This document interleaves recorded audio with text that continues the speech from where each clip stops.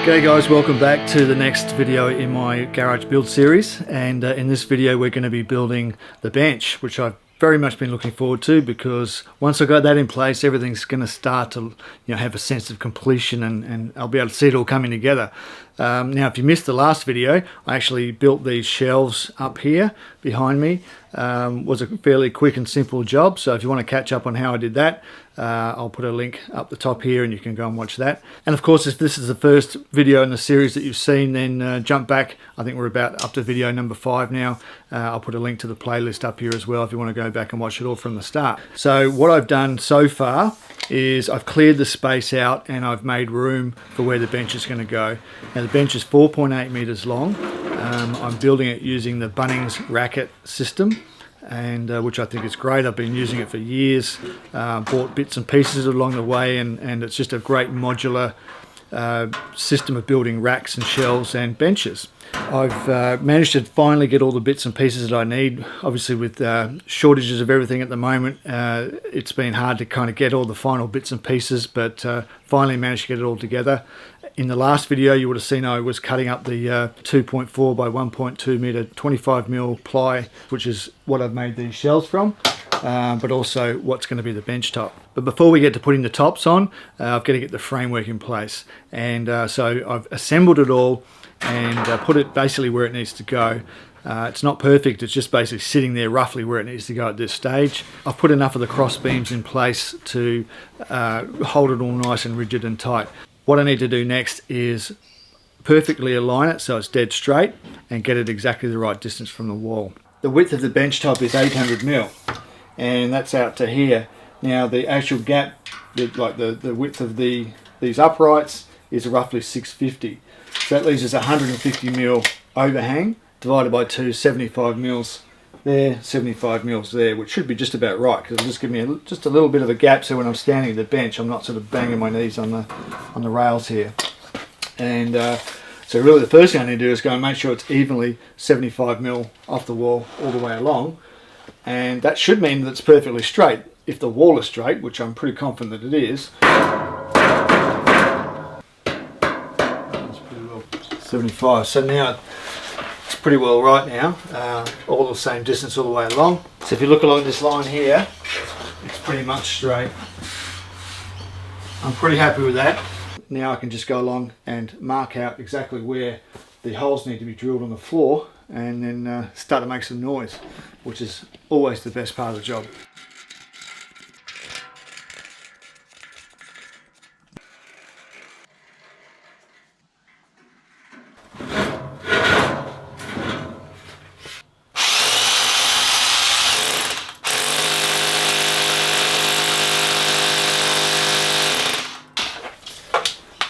It's actually gone right through the concrete. It's perfect, eh? Alright, 1 down, 9 to go. Alright,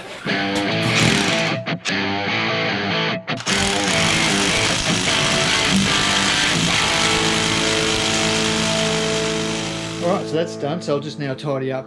Then we'll get the bench back in place and get the dynabolts in, and we can set about getting the levels and everything figured out, and then put it all down tight.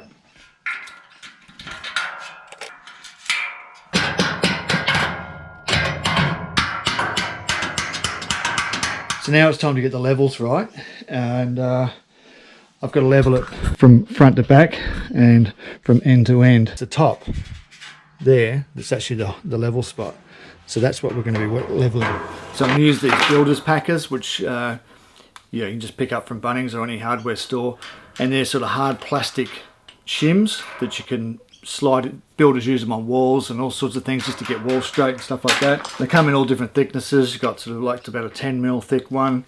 Got these ones probably about 5mm. What I'm seeing here is that it's actually lower at the back, which is kind of weird, because everywhere else the concrete slopes away from the wall, but at this particular spot it slopes down to the wall. The challenge is this floor is just not flat. It's not like it slopes gently down and it slopes gently down. It's completely all over the place. So every piece, every sort of leg of the bench is slightly different. Look, I know I'm being super pedantic here, but I figure I might as well get it as good as I can. So you can see I've just basically loosely placed the packers in there just so I could kind of swap them around. In hindsight, I shouldn't have put those bolts in so far because they tighten up once you try to pull them out, which is kind of the whole point of them really. And so I needed to use the wrecking bar there to get a couple of them out, a few extra millimeters. I'll trim up these shims here, these bits of plywood, so that there's nothing sticking out there. But basically that's it. We've got about 10 mils, I suppose, from the left end to the right of drop. I'm not sure that I'm going to be able to play pool on top of the bench. It's not going to be that straight, but you know, it'll be good enough for what we needed to do.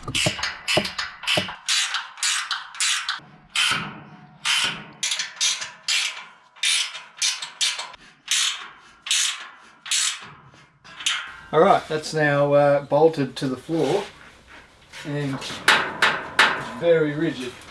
This is an offcut from the 25mm bench top when I was making these shelves, and I'm going to make a few more offcuts, and these will sit, these will be 600mm long, and they'll sit in that valley between these two cross beams. And then that gets the height of the bench just right to the top of there. So these will be spread out all along. They'll be 600mm long and they'll sit nicely in that channel there.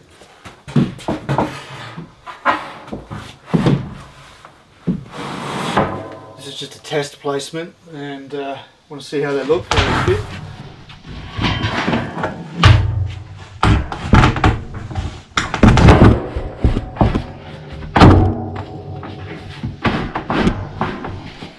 T-shirt's going with it.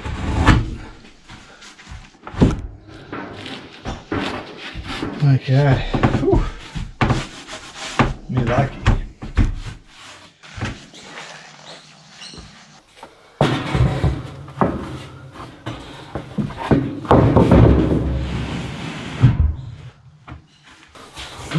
That's annoying. I didn't cut them exactly the same size, or the sheets were slightly different when I got them. So there's a bit of variation here between these two sheets. It's quite significant. $7.95 that one, and that's $7.90 that one. Now I can't have that on the front of my bench, can I? That's going to be distracting. So one option would be to cut the other sheet, the wider sheet, narrower to match this one, and that would do it. But then I'd be making my whole bench that much smaller. But I've still got the third sheet out there, which I didn't cut all the way down, because with these first two I cut the shelves to 400 and then I cut a bit off the shelf to make them 350, and that's how I've ended up with a couple of extra pieces. But that third one I just cut the shelf at 350 and left the rest on the big sheet, so the third one is actually already wider. So let's go and have a look at the bigger sheet and just see how much difference there is. Actually, I like this sheet better anyway. It's a bit of a nicer looking sheet. So that's 845, so I've got heaps to cut. I can cut that down sort of almost 50mm.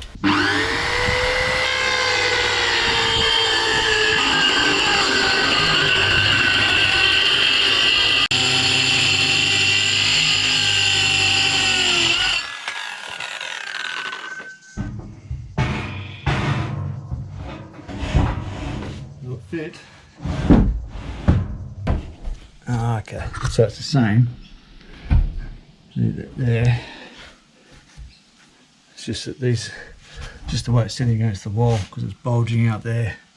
Okay, that's all right.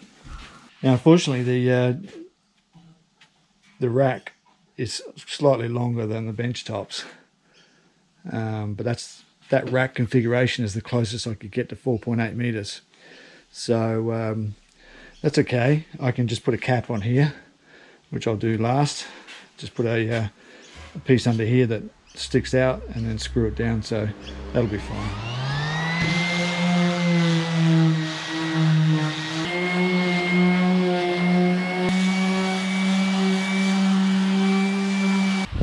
Yeah, it's not too bad.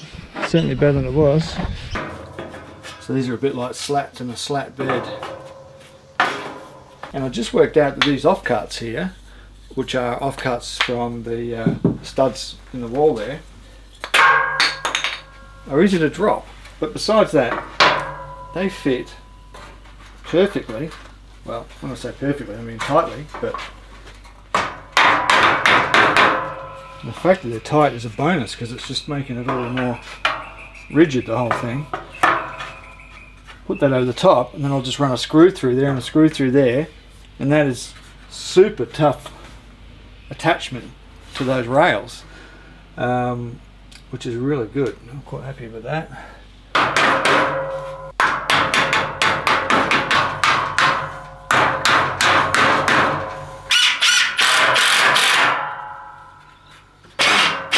Whew, these screws are rubbish.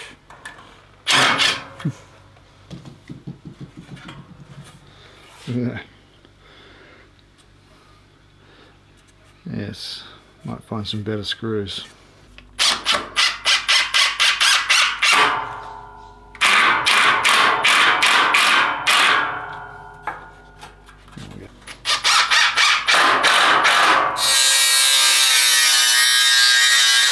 Alright, so what I've done is I've just trimmed the top of this post here because it was sticking up slightly higher than these bearers, these slats here. Mainly because these rails are sitting down slightly lower in the bracket, which means that these are slightly lower. Yeah, all the others are pretty good. Like they're very good. That one's actually hang on.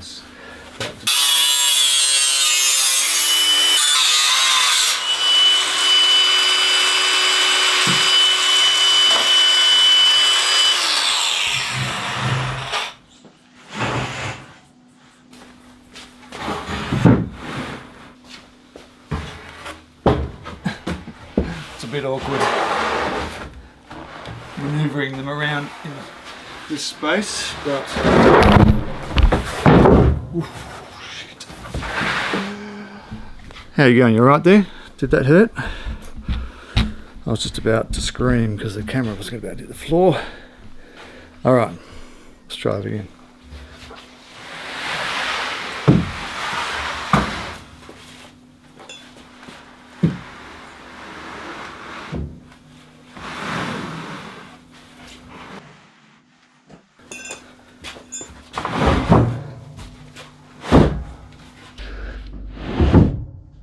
Just clicks into place. I was originally planning to use liquid nails to stick the bench tops down onto the slats, and then I was going to put some screws in, and then I started thinking, well, what do I need the liquid nails for? Because they're sitting pretty much exactly where they need to go, so it really isn't going to do anything for me. It's only going to make it harder to take them off in the future.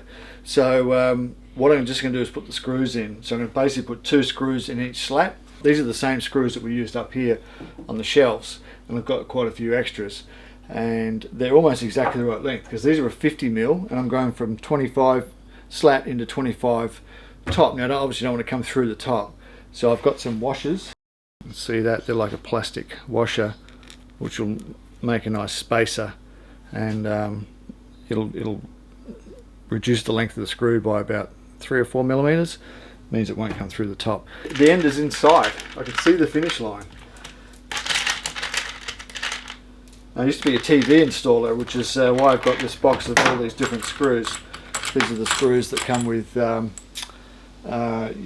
TV mounting brackets, and you get a whole entire packet of screws and washers and everything with each bracket, and you use about 4 of them, so you end up with heaps and heaps left over. So I built a little collection here. Comes in handy for jobs like this.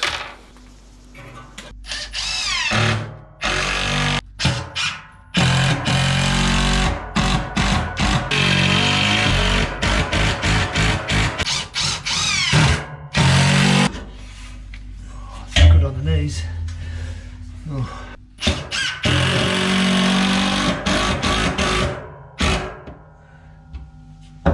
Alright, that's it. Job done. Alright guys, well there it is. Another job done, another item ticked off the to-do list in the garage build series. Now the next job I'm going to do is clear off everything over here and really get this side sorted out, so that I can actually start working in here. Obviously I'm going to be loading up everything into the bench here and filling up the shelves and really getting everything here finished now, so that I can really start to work in here now and sort of relocate from the kitchen table into here.